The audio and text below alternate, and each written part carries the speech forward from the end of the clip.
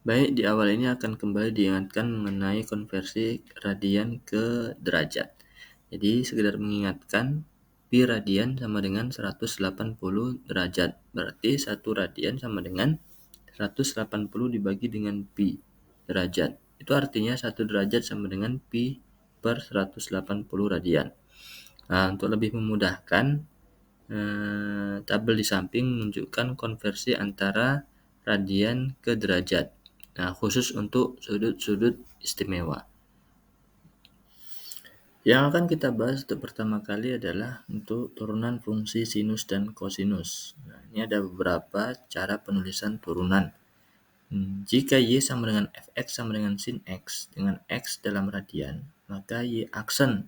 Nah, Y aksen ini bisa kita buat katakanlah sebagai turunan pertama dari Y.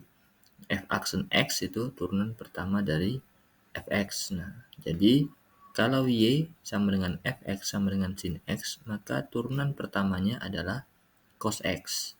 Nah, penulisan yang lain biasa dituliskan juga dengan dy per dx atau dfx per dx. Nah, d itu adalah derivatif. Jadi, d per dx. Nah, dari sin X dx itu sama dengan cos X. Itu maksudnya sama ya. Turunan pertama dari sin X adalah cos X. Nah, untuk kosinus sendiri, turunan pertamanya adalah min sin X. Harap diperhatikan. Jadi disimpulkan kalau dia fungsinya sinus, turunannya adalah kosinus. Kalau kosinus, turunannya adalah min sinus. Berikutnya perhatikan beberapa contoh berikut. Hitunglah nilai dari. Yang pertama, lihat nilai dari Y sama dengan min sin X tambah cos X. Coba perhatikan di bagian pembahasan, itu Y sama dengan min sin X tambah cos X, maka turunan pertamanya adalah min cos X kurang sin X. Nah, perhatikan ya, min sin X itu kalau diturunkan berarti min cos X karena sin X turunannya adalah cos X. Lalu tambah cos X. Nah, di sini kenapa berubah jadi kurang sin X? Karena cos X sendiri kalau diturunkan adalah min sin X. Sehingga turunannya adalah Y aksen sama dengan min cos X kurang sin X. Perhatikan juga contoh yang lain. Nah, untuk segala yang kurang jelas dari contoh ini bisa dipertanyakan langsung kepada pemateri yang hadir di depan Anda. Untuk lebih memahami tentang turunan sinus dan kosinus, berikut merupakan contoh soal bila diketahui pengganti X dari turunan pertama yang diminta. Nah, tentukan nilai dari F aksen pi per 4. Nah, artinya tentukan nilai dari turunan pertama dari Fx kalau X-nya diganti dengan pi per 4. Seperti kita ketahui, pi per 4 itu nilainya akan sama dengan, iya benar, akan sama dengan 45 derajat. Nah, jadi kalau lihat di situ untuk yang A, Fx sama dengan 2 sin X tambah cos X.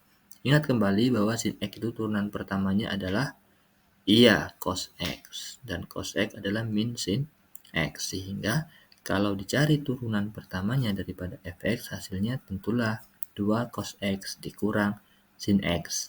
Kita ganti X dengan pi per 4. Maka 2 cos pi per 4 dikurang sin pi per 4.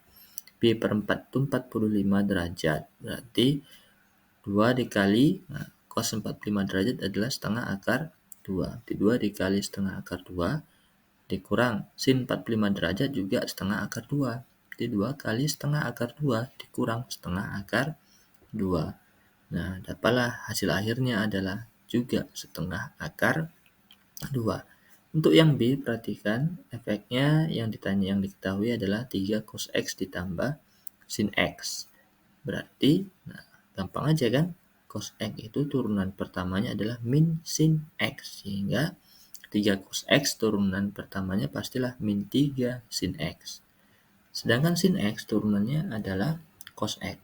Maka hasilnya untuk turunan pertama dari Fx-nya pastilah min 3 sin X ditambah cos X. Kembali gantikan X-nya dengan pi per 4. Maka F aksen pi per 4 adalah, ya gantikan sajalah X-nya dengan pi per 4. Jadi min 3 sin pi per 4 tambah cos pi per 4. Nah, berarti min 3 sin dari pi per 4 tadi 45 derajat ya. Berarti min 3 dikali setengah akar 2 ditambah cos 45 derajat juga setengah akar 2. Berarti min 3 per 2 akar 2 tambah setengah akar 2. Maka hasilnya pastilah min akar 2. Berikutnya silakan kerjakan beberapa soal berikut untuk mengetahui sampai di mana tingkat pemahaman Anda.